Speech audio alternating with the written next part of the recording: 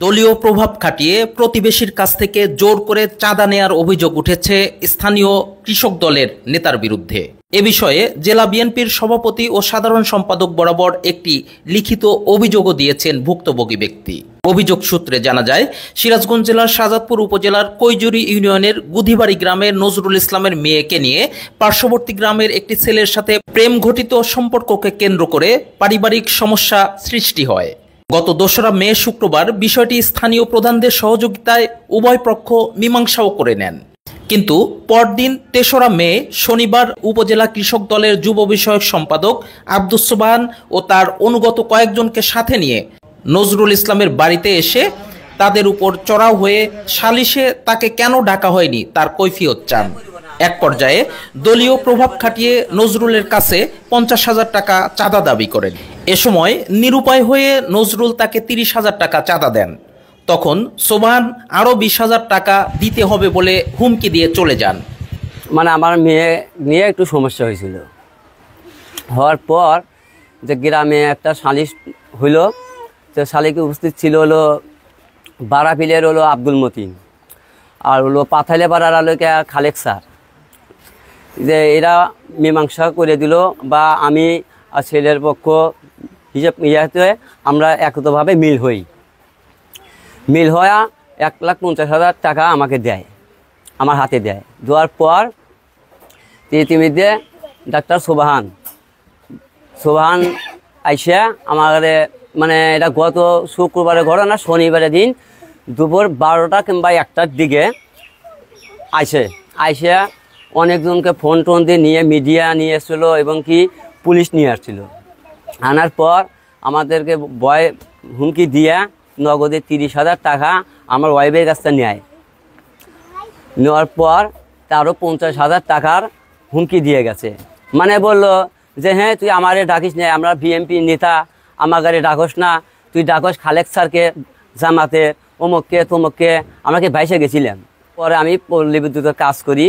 আমি পল্লী বিদ্যুতের মানে উপজেলায় ওই সমাজ সেবা আছে, সমাজ সেবার ওখান থেকে আমার পকেটে ১৯,০০০ টাকা ছিল। ১৯,০০০ টাকা ছিল, তো আমরা ওই যে ব্যাংকে বিল দেওয়ার জন্য টাকাটা নিয়ে গেছি। তো ওখান থেকে আমাকে ব্যানের বার্তা নামায়া মারধর করে মানে স্থানীয়ভাবে একটা লোক এক জায়গায় নিয়ে আমাকে কাছ থেকে ১৫,০০০ টাকা নগদে কাটিয়ে নেয়। কে? সোবহান ডাক্তার। শনিবার দিন দুপুরে খালি সোবহান ডাক্তার হাতে আমার খুব ভয় দর দেখা ৩০,০০০ টাকা আমার নিয়ে যায়। নিয়ে যাওয়ার পর আরও অনেকেই ছিল সাথে। সোবহান ডাক্তার এরা আসছিল, যে আরিফ আসছিল, শামসাদ মেম্বার আসছিল, সোবহান আসছিল, আরও অনেকেই ছিল। কি বললে, কেন ভয় দেখাইলো? হ্যাঁ, মেয়েকে ই করলি, এইরকম এত মানে একটা ঘটনা ই করলি, আমাদের জানালি নাকি? আমরা বিএনপির নেতা, তোরা জানাস না কেন? এ বিষয়ে অভিযুক্ত সোবহান বিষয়টি অস্বীকার করে বলেন, সম্পূর্ণ মিথ্যা এবং বানোয়াট। কারণ এখনও আমাদের এই বাংলাদেশে স্বৈরাচার শেখ হাসিনার দোসররা এখনও আছে, ষড়যন্ত্র লিপ্ত আছে এখনও।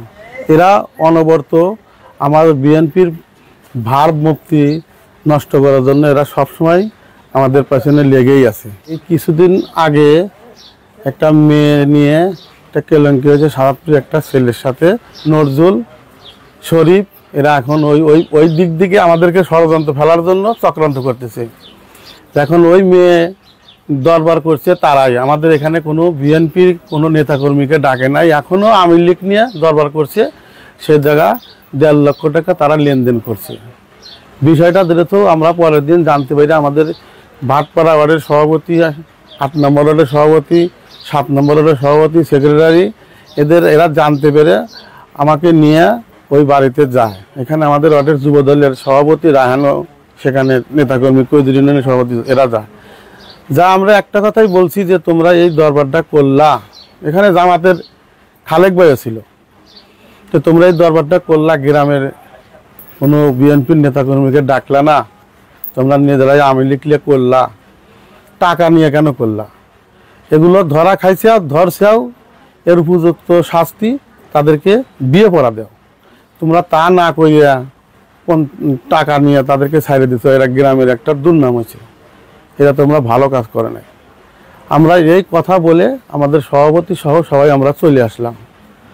চলে আসার পর তারা আমাদের বিরুদ্ধে কি অভিযোগ দিল, আমরা বলি ওই জায়গা তাদের কাছ থেকে টাকা নিছি।